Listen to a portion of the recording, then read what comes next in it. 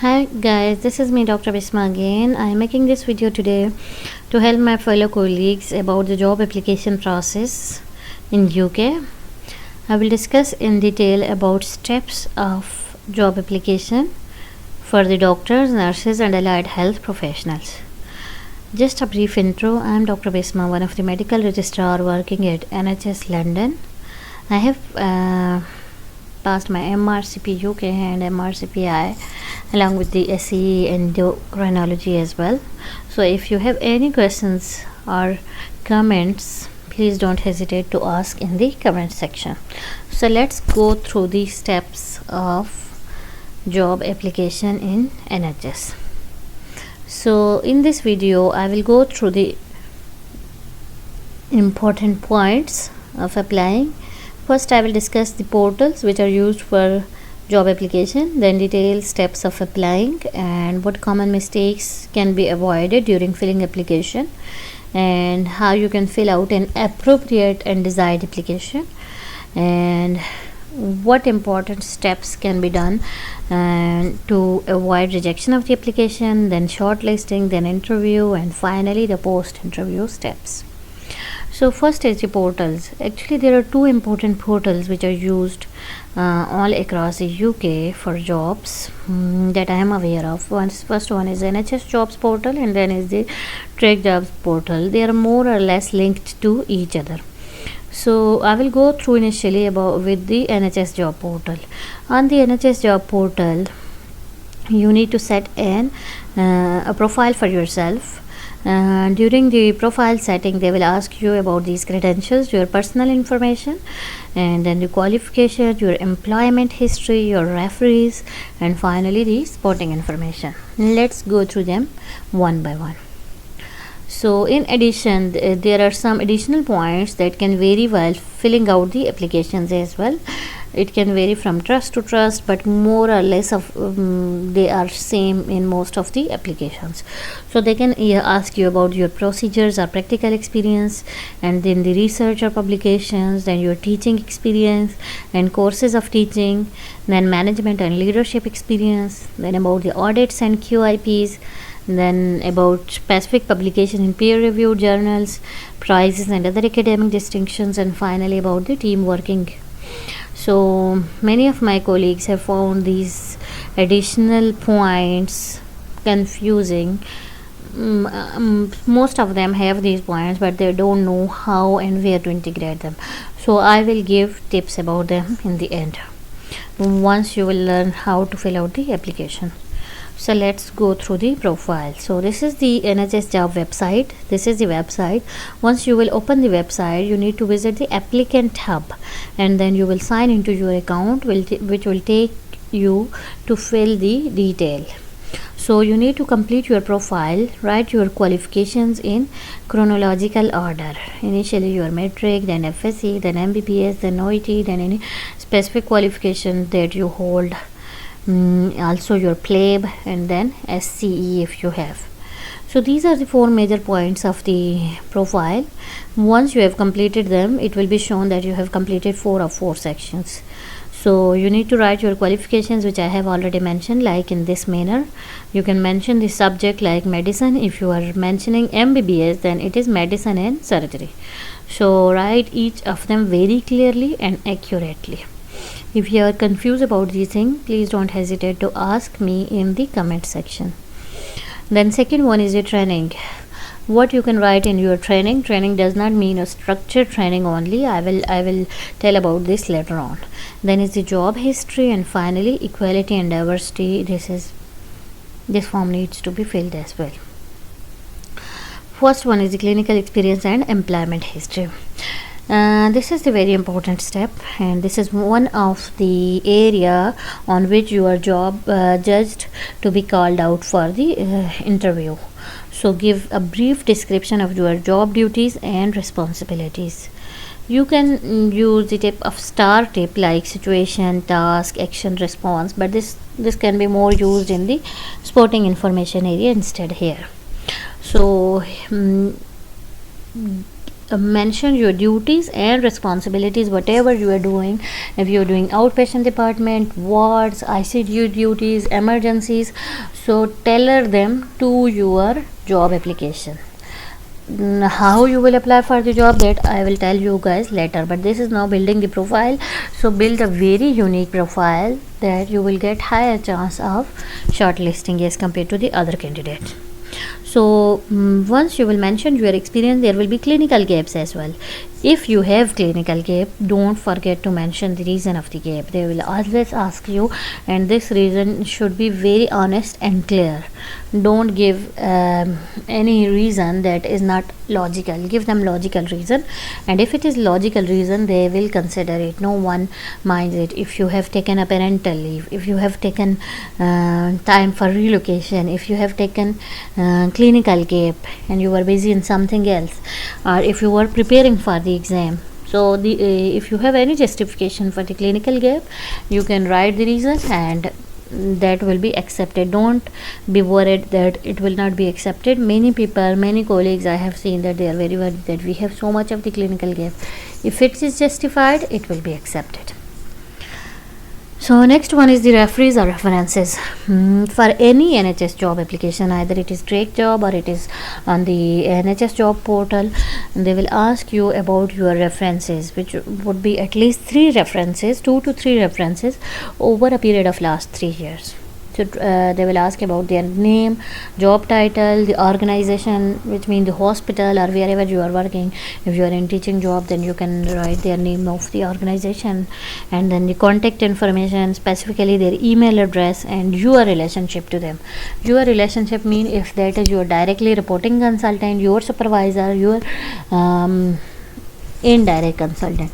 So write your relationship to them and make sure that you put the accurate details and up to date, because they will always be contacted once you will have a successful application and you are offered the job.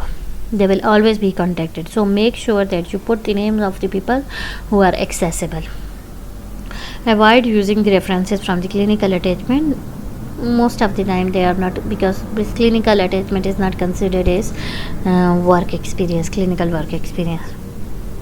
Then is the supporting information. This is the very important part after your employment history and job description. This is the area where you can sell yourself. It is the area where you need to prove that how you are unique and different from other colleagues in order to be shortlisted for interview. So you can include any information here that has not been covered elsewhere on your application form. Demonstrate why you would be suitable and how you meet the person's specification. This is once supporting information is once you will fill out the application. You need to convince the recruiter that you have the required skills, knowledge and experience, and that they should be inviting you for interview. So as I mentioned earlier, that this is the area which you can prove yourself that you are the most suitable candidate for the job. Please include your reason for applying and take the opportunity to highlight your particular talent and strength.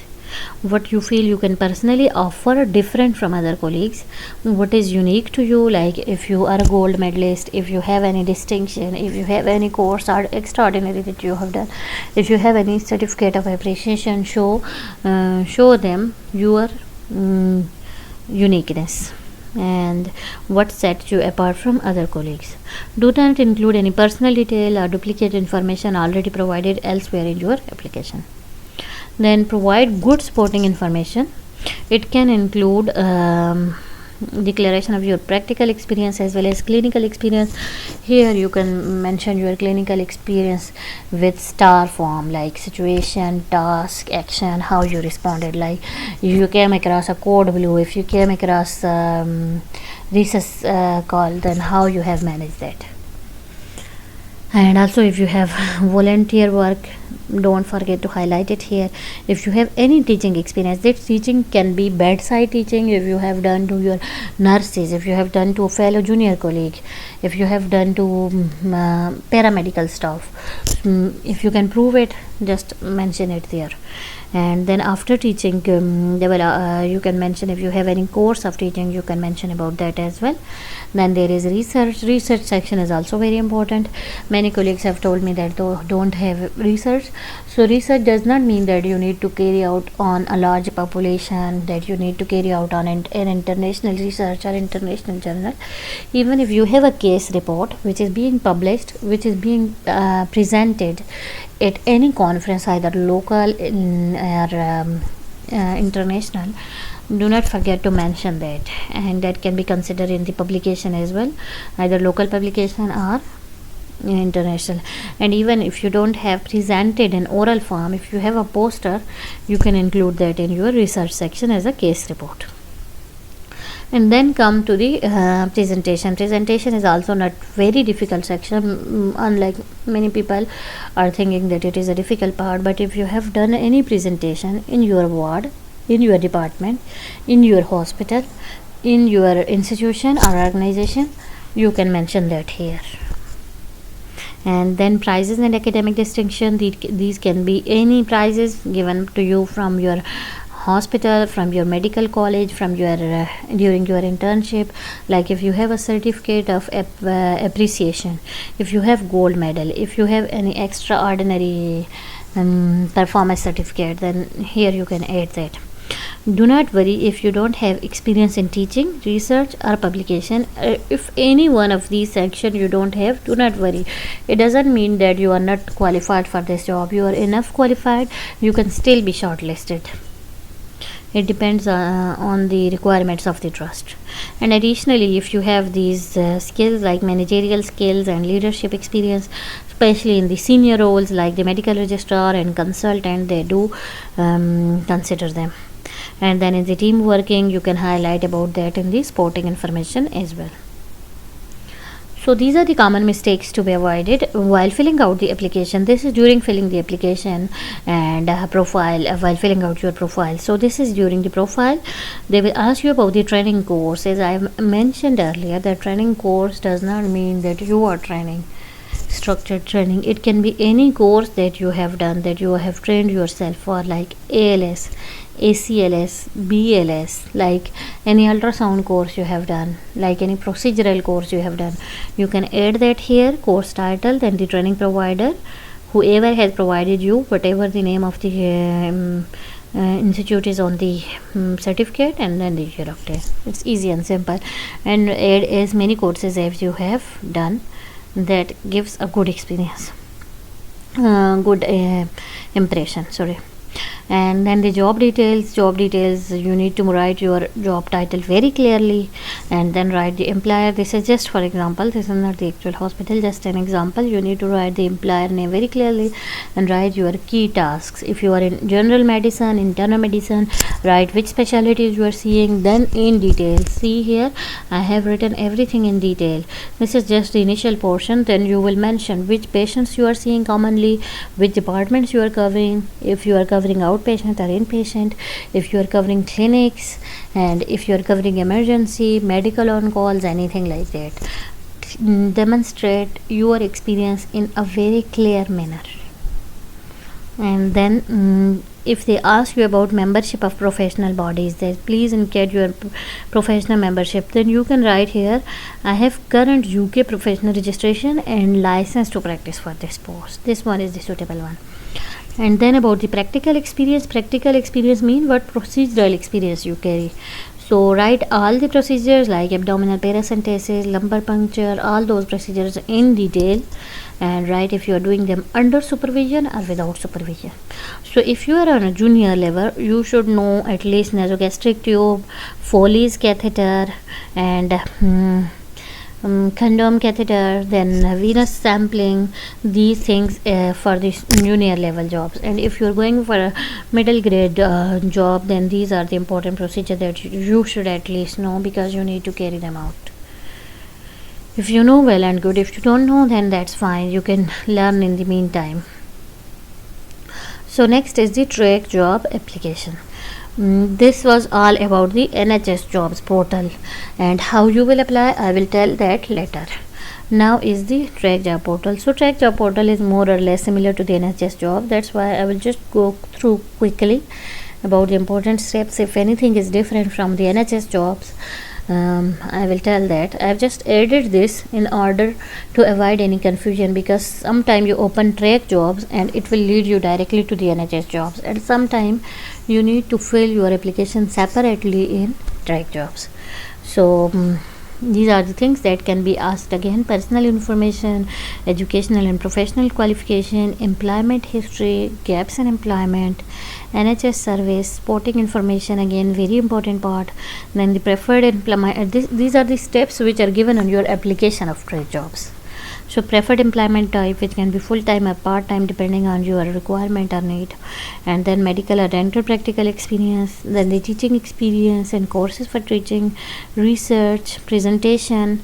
Usually they ask for research in last 5 years, and presentation up to 6 presentations you can include, local or international or regional. And then prizes or academic distinctions, managerial and leadership experience, and team working, again the same will be asked in this application as well. So this is the website for the Trac Jobs. While you will go to the Trac Job, they will ask you to create an account. This will be the page that will appear to you. Once you will create an account, you will click this section, medical and dental jobs, and then a portion will open to you where you need to select which kind of jobs you will need. That page I will show later on. So steps to complete the Trac Job application form, these are more or less the same. I will just highlight the important headings. Create or log into your Trac account, personal details. Sometime they ask personal detail, national insurance number as well. So if you are in UK, this applies to you, but if you are not in UK, don't worry about this. Right, not applicable, because you don't have national insurance number if you are not in UK. And then the application questions, they will ask about your qualifications, experience, educational, professional, relevant training, and all these things. And list memberships and professional bodies such as General Medical Council, and provide registration details. Answer questions about your fitness and practice, and NHS service history. And again the employment history in detail. Mention the gaps, supporting information, very important. References, again at least 3 professional references. And then there will be next section of equal opportunities monitoring. This section is actually optional, but it's better to fill it out and use for monitoring purpose. It's not used for shortlisting. Provide information on equality and diversity, disability status, and how you learned about the vacancy. It will totally not impact the selection process. Then finally review and submit. Before submitting, thoroughly review the application, complete all the section. Once satisfied, submit your application. Once submitted, you cannot make any changes to your application. So these are the important steps. This will be the website, as I was mentioning.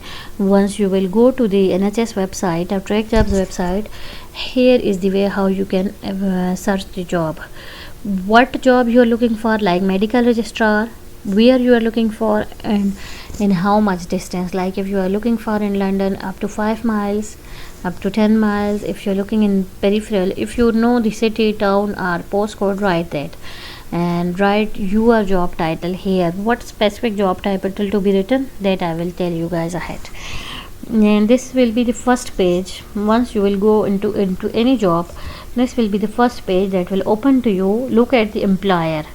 This link will take you to the employer detail page for information about the employer and contract details. Here there will be the salary. If the salary requirement meets you, then that's fine.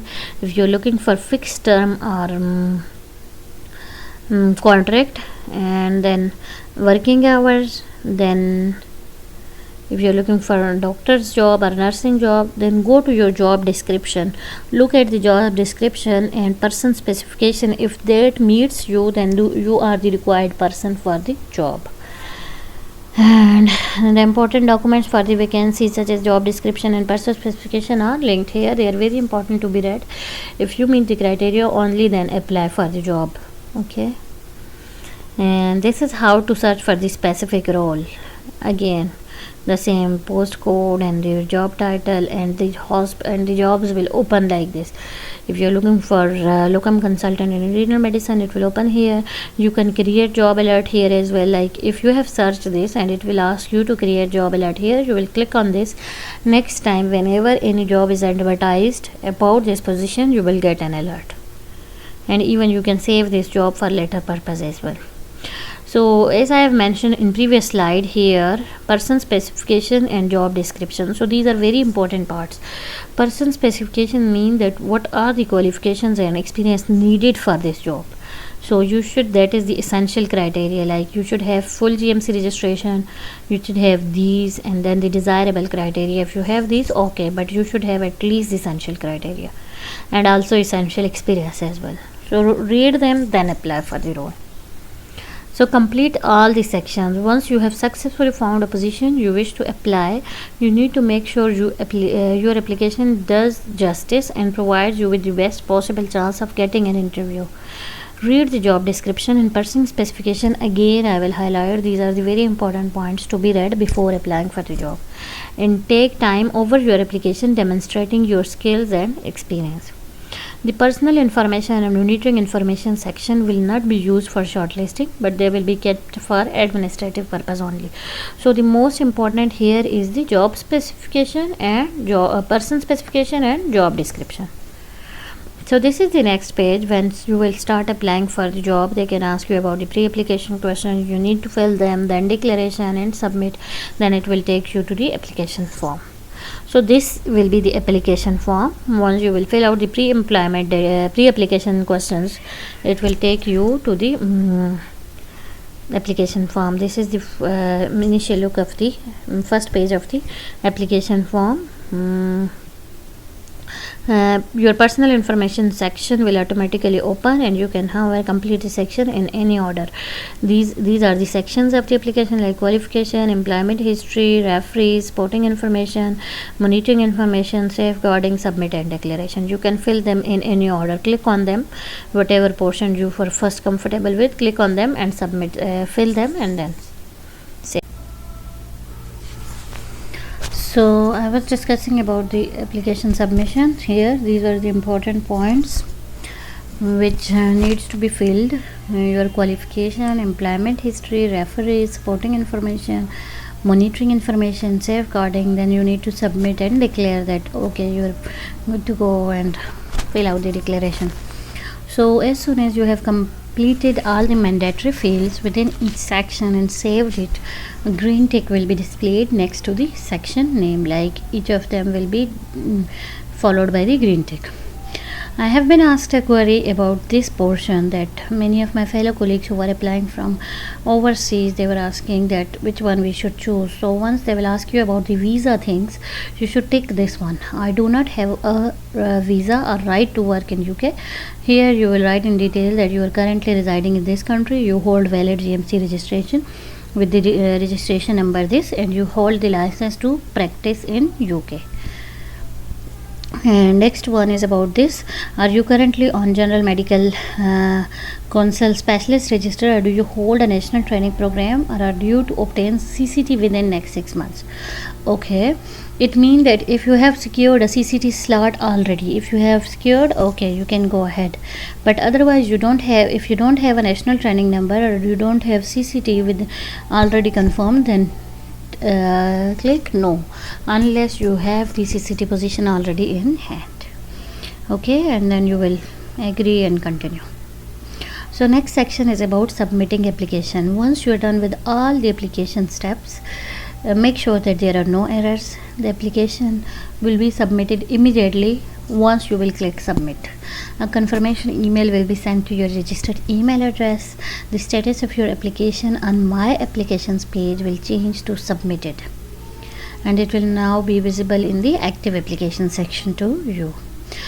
Kindly note that once you submit the application, you are unable to withdraw or reapply for the same position in order to amend, add, remove certain information that you have submitted on your application form. So once you will start submitting, this will pop up. Before submitting, please ensure that you have answered all the questions Check your answers for errors and spelling mistakes. Explain how your skills and experience made the person specification for this job. Again, they are asking about person specification should be matched. If you have done all that correctly, then go on yes and then submit. Now these are the tips to find the right job position, because many people are suffering with this. So let us see how you can find out the right job position for you.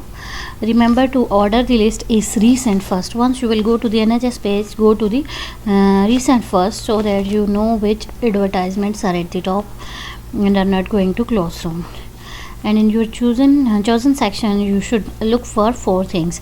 What specifically they are looking for: closing date for the specifically mean job specification, then closing date for the application, because if closing date is near, then you should submit the application as soon as possible. If it is away, then you can take time to fill the application properly.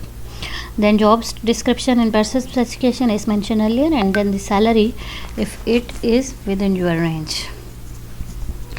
How to apply it for your desired role. So there are 3 levels of doctors in NHS. While looking, either you might be looking for junior grade job, or middle grade, or consultant role. So if you are looking for junior grade job, these are the advertised titles for junior grade job. You can write FY1, FY2, CTLS, SHO, junior clinical fellow, ST1, ST2, trust doctors, ST1, CT1, CT2. Okay, so up to ST2 and CT2, these are all junior level jobs. And also SHO, or you can write senior house officer. These are all for the junior grade doctors. Then if you are looking for the middle grade doctor, write in the title registrar of your particular specialty. If you are a registrar of cardiology or neurology, so write neurology registrar. Then senior clinical fellow you can write, and then ST3, CT3 specialty doctor, specialty registrar, trust registrar, or SS doctor. And for the consultant or senior grade role, first one is the specialty associate, which is above the specialty doctor. Please note that many people are asking me this thing as well. Medical registrar is a job just after your MRCP and after 3 years of IMT training. Even in IMT3 you can work as registrar. And specialty doctor is a position more or less similar to the registrar, so you can apply for the same positions. There is one exemption of medical calls or something. Each trust has their own protocol. And then there is consultant and senior grade level. After the specialty registrar, you are eligible for specialty associate, and after that you can work as locum consultant. If you have CCT or CSER, then you can work as specialty consultant, specialist consultant.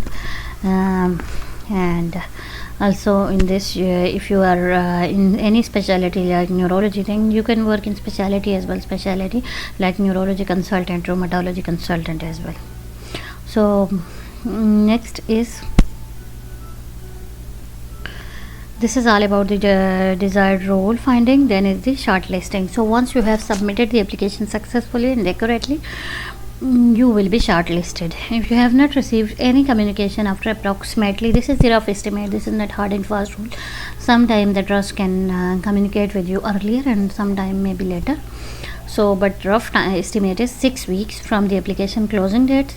It's advisable to contact the recruitment team directly to inquire about your application status if you have not heard till 6 weeks. Like some of the trusts and Glasgow, they are asking to reach out if you have not been contacted within 6 weeks. Additionally, you can check your application status by logging into your NHS account and review your application section. If your application has been unsuccessful, it should be reflected there directly. And sometime it's rejected, it will show rejected, accepted, unsuccessful, everything is shown. And then is the interview preparation. Once you are shortlisted, you will get an interview call. Congratulations here. So about interview, I will make a detailed video as well, but this is just a brief explanation. And there can be 2 kind of interviews, like in person or remote. If you are in UK and you want to appear in person interview, they might offer you the option of in person, but mostly I've heard of remote interviews which are conducted through Microsoft Teams. And then the preparation tips of the interview. Research the NHS values, those are very important. Align with your personal experience. Prepare questions, most commonly asked interview questions. Prepare all the emergencies very well, and all the emergencies of your particular specialty. And watch YouTube videos for interview preparation. Read some interview books, and also read about governance. If you have done any QIP or audit, don't forget to mention about that, about the teaching and about teaching and teaching courses, leadership. If you have ever been involved in any extracurricular activities and you ever playing a leadership role, that would be good to mention. And also about the QIP and audits. And finally, NHS values, which are compassion, respect, and integrity. And also don't forget to read about your trust, where it is located, what are the job description, job specification, and prepare yourself very well for the interview. Practice with yourself. If you don't have anyone with whom you can practice, so practice with yourself in front of mirror. That is a good way as well. Prepare well in order to be successful. And finally, prepare a question for the interview panel as well. This is very important. They always ask, do you have a question for us? So if you have anything to ask, do ask them. And finally, best of luck. This is the post interview process. Once you receive an offer, understand the terms and conditions. Pre-employment checkup is usually done, and then they will offer you the visa and relocation. These are the useful tips for a successful applicant. Tailor your responses very well. Customize your application to match the job description and person specification. See whatever they have asked, whatever there is, they have the required criteria. Try to tailor yourself with their specification. Be concise and very clear. Use bullet points and avoid unnecessary jargons. Provide evidence. Support your claims with specific examples and outcome, like I have told you guys about STAR technique. Then proofread, check for spelling and grammatical errors. I have seen many applications which have simple grammatical errors, so please proofread your application. Don't be in a hurry of submitting if the closing date is not soon. And if you are unsuccessful, then you can ask for feedback to improve your next applications. Okay, finally, best of luck. If you like my videos, please subscribe to my channel, and if you have any comments or tips or questions related to this video, you can ask in the comment section. Thank you. See you again with another exciting video.